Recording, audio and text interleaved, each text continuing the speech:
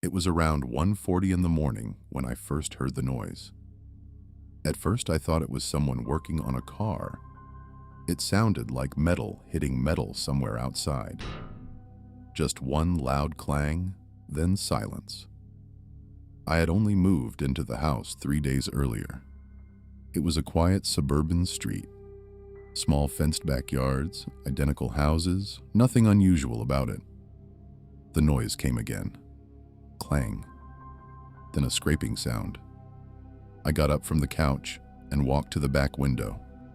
My kitchen faces the backyard.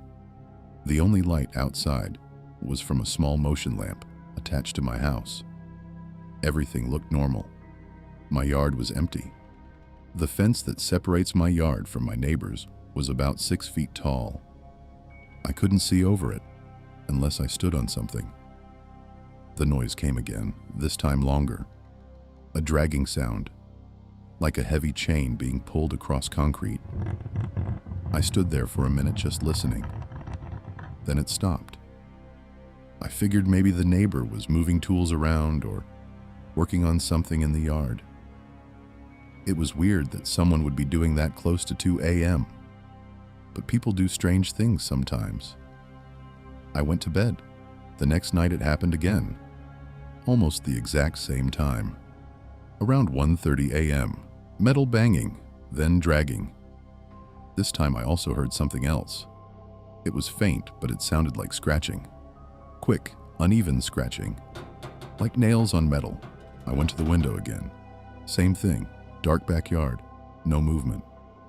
The guy who lived next door had introduced himself the day I moved in. His name was Carl, probably mid-50s. Quiet guy. Lived alone from what I could tell. During the day, his place looked normal. Clean yard. No junk lying around. So after the third night of hearing the noise, I decided to ask him about it. That afternoon, I saw him outside, trimming a bush near the fence. I walked over and said hello. He looked a little surprised to see me. I said, "Hey, quick question. Have you been working on something in your yard late at night?" He paused for a second. Then he said, "Why?" "I've just been hearing metal banging the last couple nights." His face stayed pretty neutral. "Oh," he said, "that's probably the storm shelter." "Storm shelter?" "Yeah," he said. "Old steel door in the ground. Sometimes the wind knocks it around." There wasn't any wind the past few nights, but I didn't argue. "Got it," I said. "Just wanted to make sure nothing weird was going on." He gave a small laugh. "Nope, just a shelter." The conversation ended pretty quickly after that. He went back to trimming the bush and I went inside. That night, the noise came again. But this time, it sounded different. The metal clang happened first, then a dragging sound, then something that stopped me from walking away from the window. It sounded like crying, very faint, like someone trying not to make noise. I stayed frozen next to the window for maybe 30 seconds, trying to hear it again. Then there was a sudden loud bang, like something heavy hitting the metal door. After that, everything went quiet. I didn't sleep much that night. The next evening, I noticed Carl's car was gone. I didn't think much of it, but the following night, it was still gone. And the night after that. 3 days passed, and I never saw him. The house stayed completely dark, but the sounds in the backyard kept happening. That was the part that really got to me. Every night around the same time. Clang. Dragging metal. Scratching. Once I even heard something hit the steel door from underneath. By the fourth night, I couldn't ignore it anymore. I told myself I was just going to look over the fence. Nothing more. Around midnight, I went into my garage and grabbed a small stepladder. I carried it quietly into the backyard and placed it against the fence. For a second, I just stood there, listening. Everything was quiet. I climbed up 2 steps and slowly looked over. Carl's backyard was darker than mine. His back porch light was off, but the moonlight was enough to see most of the yard, and I saw the door immediately. It was exactly what he described. A large, rectangular steel door built flat into the ground, maybe 6 feet long. It looked heavy, thick metal with a handle in the middle. The part that bothered me was the scratches. The surface of the door was covered in them, long marks, deep ones, like something had been clawing at it. I stayed there staring for a while. Then I noticed something else. The door wasn't fully shut. One corner of it was slightly raised, just an inch or two. I climbed back down and stood there thinking for a minute. I told myself it wasn't my business, but then I remembered the crying sound and the banging from underneath. That was enough to push me over the fence. I dropped down into his yard and walked slowly toward the door. Up close, it looked even worse. The scratches were deeper than I thought. Some of them bent the metal slightly. I grabbed the handle. For a second, I just stood there, listening. Nothing.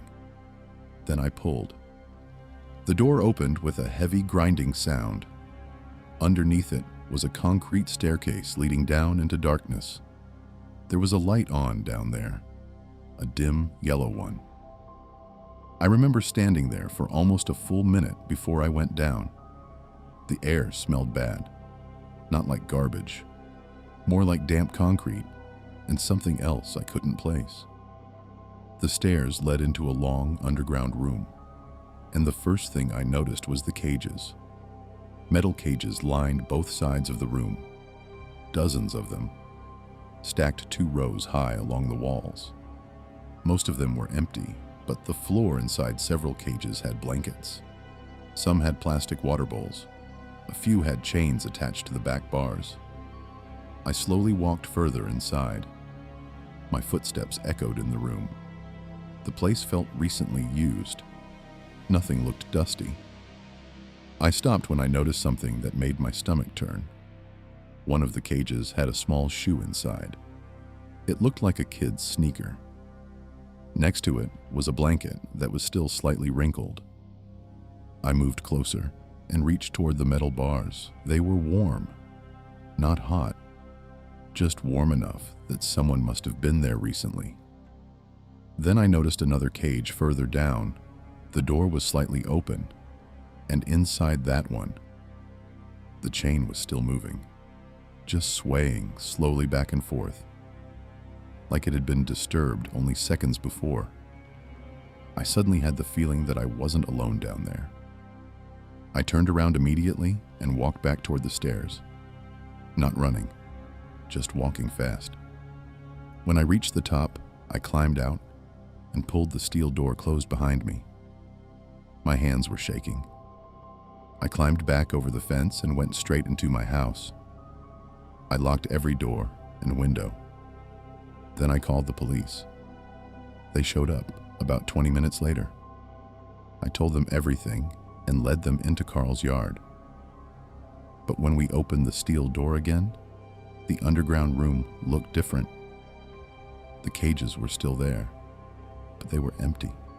No blankets, no bowls, no chains, just bare metal cages and clean concrete floors. One of the officers asked if I was sure this was the same place. I said yes. I know what I saw. They searched the property and the house. Carl never came back. The police told me they had no record of him owning the property for very long. Apparently, he bought the house less than a year earlier. About a week later, a moving truck came and cleared the place out. New people moved in 2 months after that. They filled the storm shelter with dirt and sealed it with concrete. I still live here. Most nights are quiet, but sometimes around 1:30 in the morning, I still hear metal banging coming from underground.